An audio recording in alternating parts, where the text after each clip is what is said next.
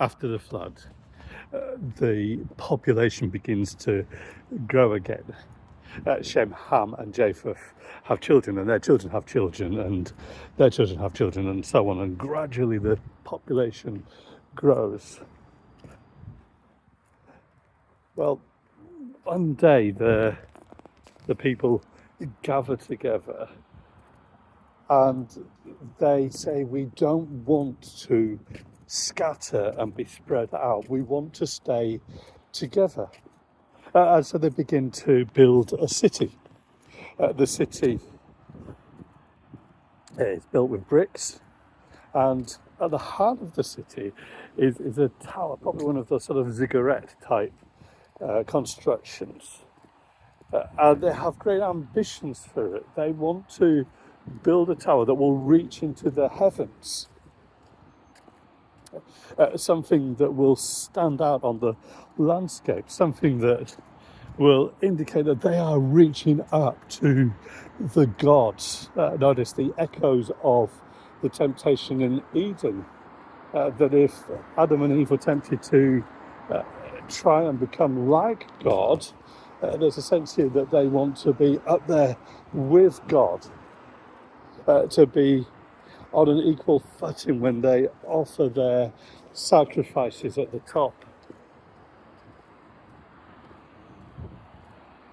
And then we're told that God comes down. Of course, God is present everywhere, but there's this sense of God sort of stooping, that kind of imagery, to show the folly here, that they wanted to build something that would reach up and rival God.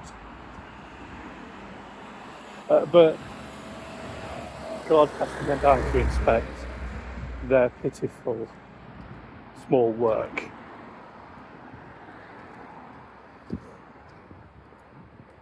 And God is not prepared to allow this to happen, for the people to believe that they can oppose his plans and to rival him, because God's mandate to them, remember, God's blessing, God's commission, was to fill and subdue the earth. And here they're trying to resist that. They're trying to stop from being scattered, from being spread out.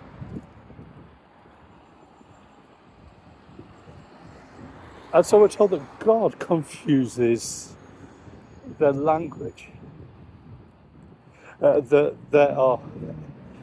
they are unable to understand each other.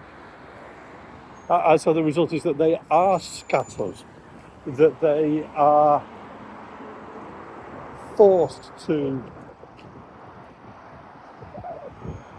cluster with those that speak the same language as them. There seems to be more than that, the sense of the confusion of languages, the confusion of lips and tongues, that this is not just about intellectual language, this is also about worship and ideology as well, that out of this grows differences of opinion, differences of culture, differences of worship as well. But they are scattered. And the city is given the name Babel or Babel. We've got the English word Babel, haven't we? And that's the sense there that this becomes a Babel of confusion.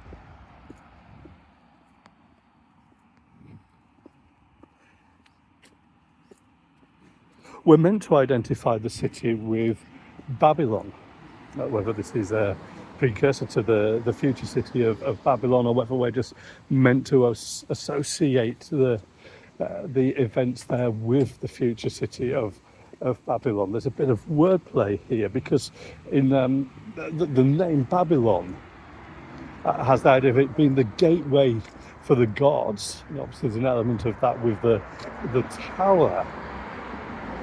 But there's a bit of Hebrew fun, a bit of Hebrew wordplay here. Not a gateway to the gods, but a Babel and a confusion. So it's mocking the foundations, the original story of Babylon as well. But crucially for us, in terms of where the story is going, what we see is another attempt to thwart God's plans and purposes for people to fill out, to spread out, to fill, to multiply, to fill and to subdue the whole earth.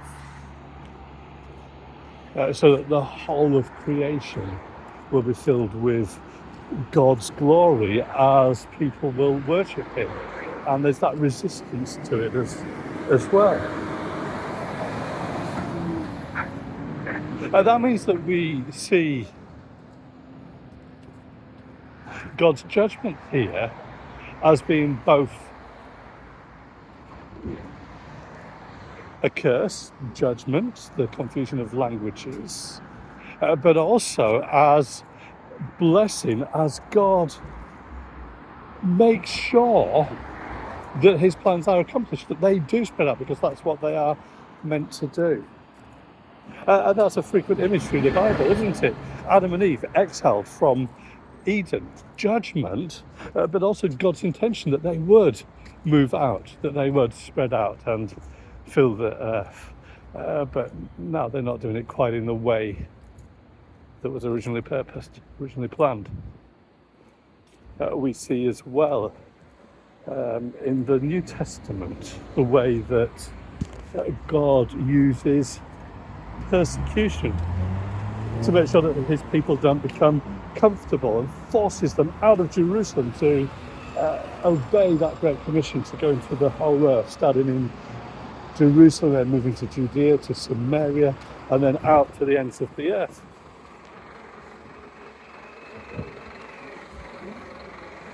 I would suggest that we often see how God will use circumstances that we face to push us outwards.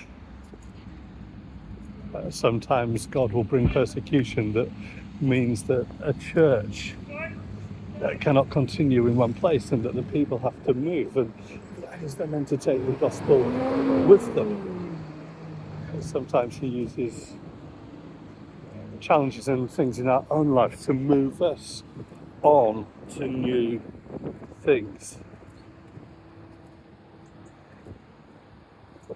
Well, here we are still only at Genesis 11, but this is really setting the foundations for what God is going to do. What we see is that God has judged the world in response to the growth of evil, but there still isn't the answer yet. The problem of sin and evil is still there.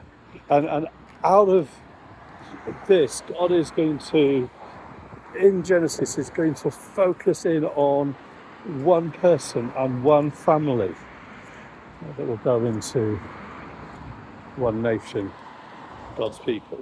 And we'll find out about that next time.